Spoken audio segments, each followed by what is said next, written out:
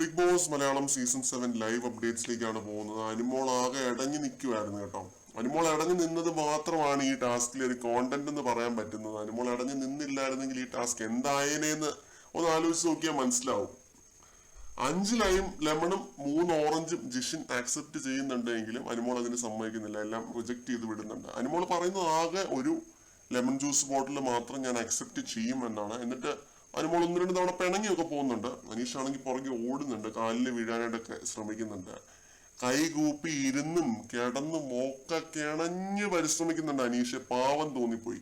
പക്ഷെ അനുമോൾ അമ്പിനും വില്ലിനൊന്നും എടുക്കുന്നില്ല. Big boss living റൂമിൽ വിളിച്ചിരുത്തിയിട്ടും ഫുൾ ലഹളയും കൂടത്തല്ലുമാണ് കേട്ടോ. അമ്മാതിരി വഴക്കാണ്. ഈ ഒരു 4, 3, 7 ജ്യൂസ് ബോട്ടിലുകളുടെ പേരില് തലവേദന എടുക്കുന്ന ലെവല് വഴക്കായിരുന്നു. ലൈവ് കണ്ടവർക്ക് ഞാൻ പറയുന്നത് മനസ്സിലായിട്ടുണ്ടാവും. ഇതിനകത്ത് ഒരു അതിശോക്തിയും ഇല്ല.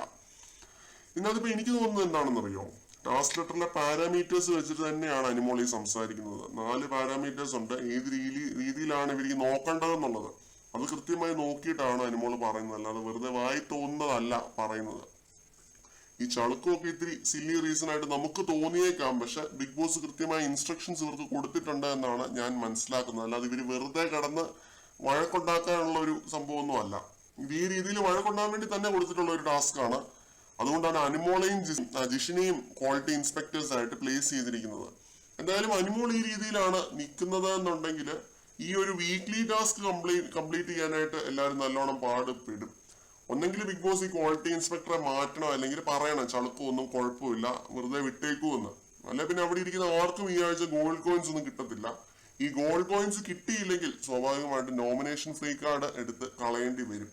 അതുകൊണ്ടൊക്കെ തന്നെ ഇങ്ങനെ ഈ ഒരു റൗണ്ടും അലമ്പാക്കി വിടുന്നതിനോട് എനിക്ക് യോജിപ്പൊന്നുമില്ല. ചെവിയിൽ നിന്നും ചോര വരുന്ന ലെവല് ഈ ചർച്ച വേറെയും കേട്ടിട്ടാണ് പ്രേക്ഷകർ ഇരിക്കുന്നത്.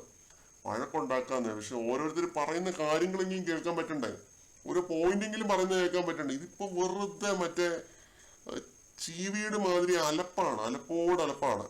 എല്ലാരും കിടന്ന് മീൻചന്തേക്കാൾ കഷ്ടമാണെന്ന് വേണമെങ്കിൽ പറയാം. അമ്മാതിരി അലപ്പും ബഹളമായിരുന്നു. എന്തായാലും ഈ ഒരു സെക്കൻഡ് റൗണ്ടും റദ്ദായി പോയി. അതിന് മെയിൻ റീസൺ എന്ന് പറഞ്ഞു കഴിഞ്ഞാൽ ക്വാളിറ്റി ഇൻസ്പെക്ടർമാരായിട്ടുള്ള ജിഷിനും അനുമോളുമാണ്. പിന്നെ അവിടെ എല്ലാവരും തന്നെ എതിർത്ത് നിൽക്കുന്നുണ്ട്. പറ്റത്തില്ല എന്ന് പറഞ്ഞുകൊണ്ട് തന്നെ നിൽക്കുന്നുണ്ട്. 0-0 ആക്കുക, ഒരെണ്ണമായിട്ട് അക്സെപ്റ്റ് ചെയ്യാൻ പറ്റില്ല എന്നാണ് പറയുന്നത്. അനുമോളുടെ എന്ത് ഡിമാൻഡ് ആണെന്ന് മനസ്സിലാവുന്നില്ല. ഒരു ഒരെണ്ണം അക്സെപ്റ്റ് ചെയ്യാന്നൊക്കെയാണ് പറയുന്നത്. ഇങ്ങനെയൊക്കെ ഒരു ക്വാളിറ്റി ഇൻസ്പെക്ടർ പറഞ്ഞു കഴിഞ്ഞാലുള്ള അവസ്ഥ എന്ന് ആലോചിച്ച് നോക്കിയാൽ പുറത്തൊക്കെ ബിസിനസ്സുകാർ തെണ്ടി പോകത്തില്ലേ. കൂടുതൽ ലൈവ് അപ്ഡേറ്റ്സുമായിട്ട് വീണ്ടും കാണാം.